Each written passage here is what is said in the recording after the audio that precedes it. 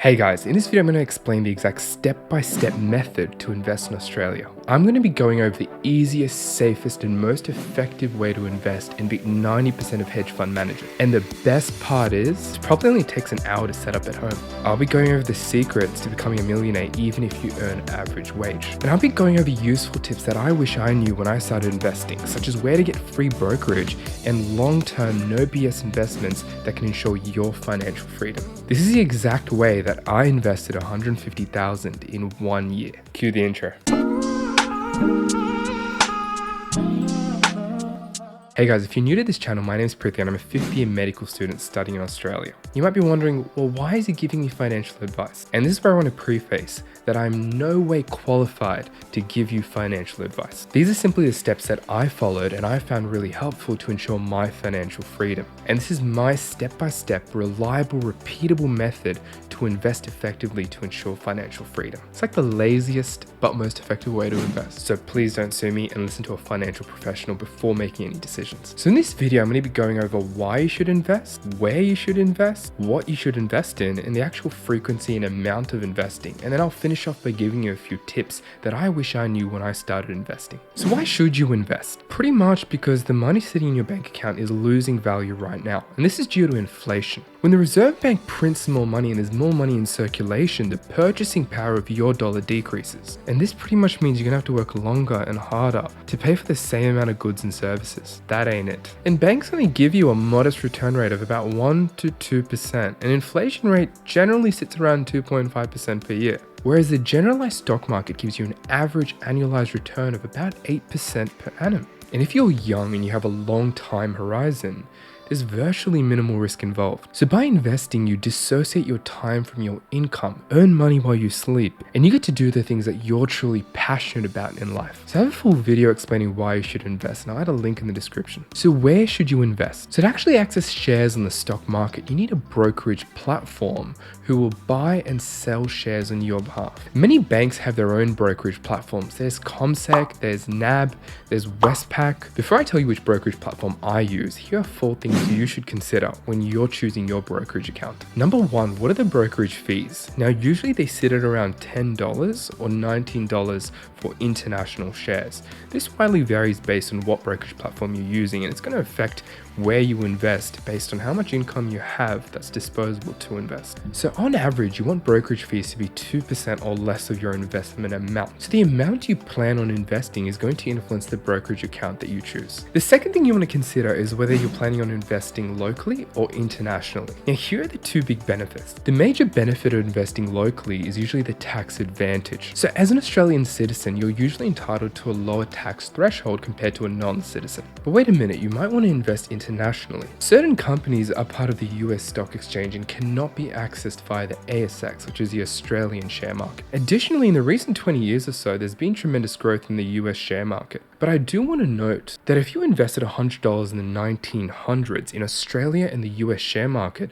both would give you virtually the same amount of returns at about $148,000 today. But remember, prior performance is not an indicator of future returns, so make sure you take historical data with a grain of salt. The next thing you want to consider is transaction times. If you're going to choose a brokerage account that's not based in Australia, not connected to your local bank, transaction times can increase when you're buying or selling shares. Transaction times may matter if you're doing frequent buying or selling of shares, as the time it takes for money to go from your bank account to your actual brokerage account varies, and so it can impact the time in which you buy a share. And the last thing you want to consider is interface. Certain brokerage accounts do not have an associated app with them. So if you're someone who wants to make quick, easy, convenient trades from your phone, then you may want to consider a brokerage platform which has an associated app. Now, here's good stuff. For me, I care about minimal brokerage fees, don't really care about transaction times because I'm going to be investing for a long time period and I'm not day trading, and I need an app for easy investing. So when I started investing, I used an app called Spaceship. So Spaceship is a platform which has a couple of portfolios, and these are companies that they've selected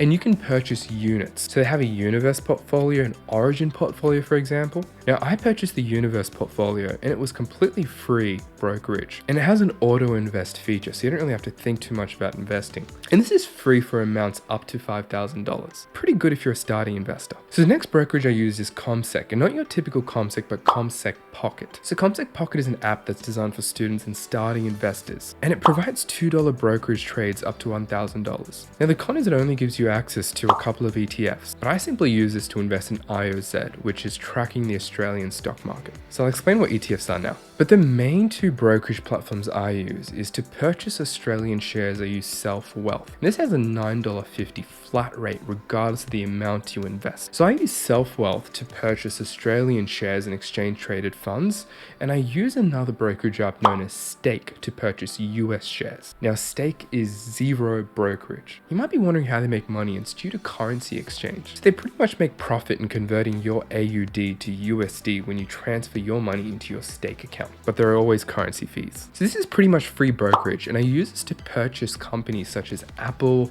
Microsoft, Google, etc. Okay, so now let's talk about what you should be investing in. There are two types of investing. There's passive investing and active investing. So passive investing aims to track an index, such as the ASX 200, which is the top 200 companies on the Australian Stock Exchange. Whereas active investing involves choosing and picking shares with the intent of beating the average market returns. And as you know, with the possibility of greater returns, there's a greater risk that active investors take on. So let's talk about passive ETFs. Now, exchange traded funds or ETFs and index funds are very similar, and they have minute discrepancies, such as ETFs being traded on the stock exchange, whereas index funds get priced once, for example, but we're going to go through that in another video. As a young investor, you'll usually be purchasing an exchange traded fund. And so basically what this is you put an amount of money, let's say $100, and that $100 gets put into the top 200 or 300 companies that that particular index is tracking. So if I put in $100 into the ASX 200,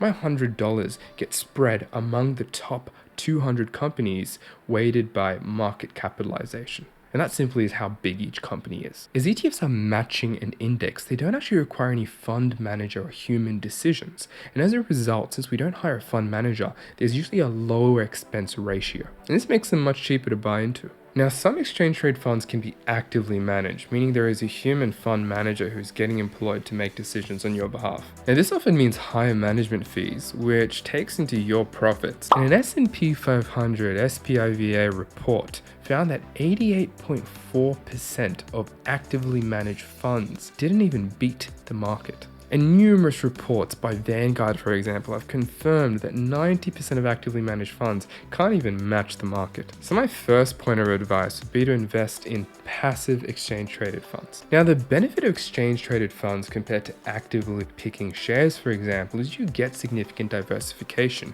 Your $100 buys a little piece of every single company. And this lowers your risk, as the share price of one company can theoretically drop to zero. But the share price of the top 200 companies on the Australian Stock Exchange dropping to zero is very, very unlikely. I don't even know if it's ever happened before. And in theory, as you diversify, you cap your returns. But as I've just explained, active fund managers struggle to even match the market. So best plan of action is invest in a passive ETF. And on average, depending on what ETF you invest into, they accrue a return of approximately 8 to 9% per annum, which means your amount doubles every 10 years by the effect of compound interest, where your returns make additional return and those returns make an additional return. It's pretty crazy. So I guess if you forget everything in this video, that would be the ultimate thing to do. So Warren Buffett, one of the greatest investors of all time, has even mentioned that the majority of the population would benefit from simply purchasing an ETF or an index fund and holding onto it for a long period of time, where there'll be guaranteed returns. The best single thing you could have done when I bought my first stock was just buy an index fund. Never look at a headline, never think about stocks anymore. If you'd put $10,000 in an index fund that reinvested dividends, and I paused for a moment to let the audience try and guess how much it amount to, and it would come to $51 million now.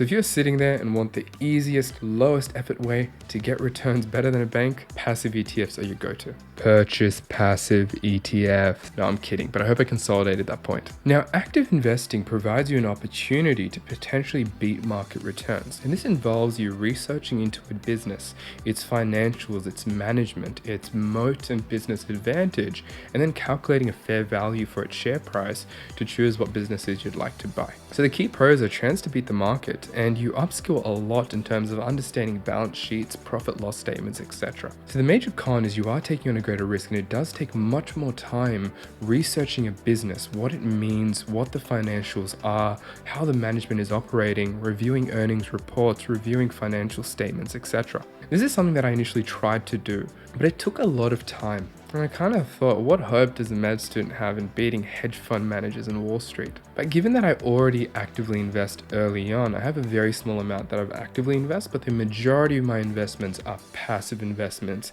into a market index like the ASX 200, the S&P 500, and the Nasdaq 100. So that's the top 100 companies in the Australian Stock Exchange, the top 500 companies in the S&P, which is a US stock exchange, and the top 100 companies in the Nasdaq, which is like a techie version of the S&P. So guys, if you're finding this content beneficial, feel free to smash that like button so I know that you guys are finding value in this, so I can keep pumping out more content for you. But I mainly passively invest, and I use Stake to invest in the S&P 500 and the Nasdaq 100, and I use Self-Wealth and CommSec Pocket to invest in Australian ETFs such as the ASX 200, a couple of Vanguard ETFs like VAS, which is the Australian Sharemarket entirely. More on that in another video. The final thing is the frequency and the amount that you're willing to invest. Before you decide on the amount you're willing to invest, please make sure you have about 6 months of emergency funds just in case things go a bit blue, especially given the COVID pandemic situation where unemployment rates are so high. It's so important to have some sense of financial security. So when you start investing, you're going in with that added security that you have a cushion to fall back on. So the amount you invest really depends on your risk appetites, the amount of risk you're willing to take, and your time horizon. That depends on what stage you're in at life. When you're in your 20s, you usually have a very large time horizon. You're not too risk averse because you have your whole future ahead of you. Now, before I tell you how much I invest and how frequently I invest it, the amount really depends on whether you pay for your living expenses or whether you're living at home, for example. So you can calculate that by calculating the minimum amount you need for your living expenses, how much you make, and out of that difference, about half of that you can comfortably invest and leave the other half for your comfort and to enjoy life. Now, frequency investment is so important. When it comes to purchasing passive assets like ETFs, there are two main terms that you hear thrown around all over the investing world, and that's lump sum and dollar cost averaging. Dollar cost averaging is purchasing into an index or a share at regular intervals. And so that averages out your purchase price as you buy in the lows and you buy in the highs, aka dollar cost averaging. Lump summing is usually when you get majority of your money, if not all, and you purchase a share at one particular time. So to compare, if I had $100, I could either purchase an ETF $20 every single week for 5 weeks, or I can just lump sum and throw my 100 in there. So the main benefit of dollar cost averaging is you get the average price of a share in ETF. So you don't accidentally, for example, buy at all-time highs. And dollar cost averaging also encourages consistency in your investing. So the benefit of lump sum investing is you can throw your allocated investment amount straight into a particular ETF or share, and you can set it and forget it. And the other main benefit is all of your intended investment amount is in the market and it has a greater time in the market. So theoretically, that should give you more returns. And a study by Vanguard supports this, that slightly more than 50% of the time, lump summing outperforms dollar cost averaging. However, I do want to really preface this, that in a volatile market, which is significantly going up and down, to prevent yourself accidentally buying at highs, dollar cost averaging tends to be a more preferred method for safer investing. So to sum it up, dollar cost investing is more beneficial in a volatile market, whereas lump sum investing is quite beneficial in a stable market. But then the thing is, no one really knows when a market is really stable. Anything can happen tomorrow. How much do I invest and how frequently do I invest? So I pay for all of my living expenses, and I make approximately $600 to $1,000 per day. And so that affords me the ability to invest about $200 to up to $500 per day. I can break down income sources in another video. So pretty much every day what I do is I invest $100 into the S&P 500, $100 into the Nasdaq 100, and every week or so I might invest up to $1,000 into the ASX 200. And that's all I do. So I dollar cost average with that level of frequency. And the amount you invest will really depend on the amount you earn, your living expenses, whether you have an emergency fund, and whether you have external support and other passive income sources. But to be a millionaire, you don't need to invest hundreds of dollars a day. Investing as little as $50 a week for about 45 years, assuming market returns of about 9% per annum, which is on average, will give you $1.3 million in the bank by the time you're 65. And if you invest $100 per week, from now to the age of 65, assuming the same return rate of 9%, you'll have $2.6 million in your bank account. That's compound returns. So that's the secret to being a millionaire. And finally, here are my tips on investing that'll help you make sound decisions. The first tip is repeat this with me right now. Literally, I cannot time the market. You and I cannot time the market. A very commonly thrown around term is buy low, sell high. And it's really flawed, because you only know the lowest point of a share price in a period of time in retrospect. You won't know whether you're buying into a dip. The way to overcome this is dollar cost average, where you buy into the market regardless of whether it's falling or increasing, because you know that over a long period of time, your investing time horizon of 40 plus years, the market will go up. I never know what markets are going to do. There's never been a time in my life when I know what markets are going to do over a long period of time. They're going to go up. But in terms of what's going to happen in a day or a week or a month or a year even, I never felt that I knew it, and I've never felt that was important. I will say that in 10 or 20 or 30 years, I think stocks will be a lot higher than they are now. This leads me to my second tip. You have to be fearful when others are greedy and be greedy when others are fearful. This is a famous quote by Warren Buffett. And what this simply means is that when everyone's throwing their money into the share market, what this does is it can overvalue businesses and even ETFs. And ultimately, all share prices are like a pendulum swing where they move greater or lower respective to their fair value. And when everyone's buying, the pendulum swings to overvalued, and you're buying shares at a premium. So by extension, you should be slightly fearful and cautious. And contrastingly, when the market is crashing, everyone's a net seller and the pendulum swings to the opposite direction. That is a great buying opportunity because shares and ETFs by extension become undervalued. And so when others are fearful, you should be greedy and buy.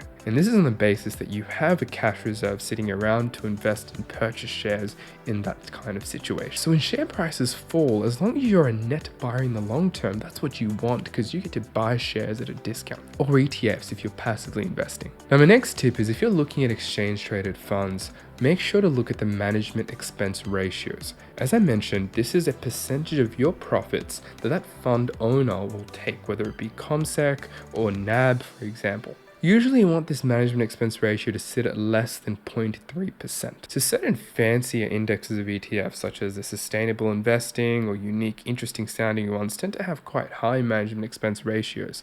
And although the amount seems quite small, the effect of compounding returns can make a low expense ratio ETF and a high expense ratio ETF tracking a similar market have very different returns. My last tip will be when you purchase a share in an ETF to usually hold onto that for at least 1 year. And this is for tax benefits. If you buy and sell shares within 1 year, you'll be paying full capital gains tax. Whereas if you hold onto a share for longer than 1 year, you're entitled to a 50% discount on the capital gains tax that you pay. And that's it, guys. So if you made it to the end of the video, congratulations. You know all the foundations of how to invest and get started. To spend the next hour or so finding your brokerage platform, you can use the ones I used. Calculate the amounts you're going to invest and then just put it on autopilot mode and possibly start dollar cost averaging. You guys got this.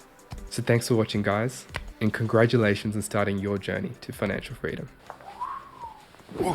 And that's a wrap.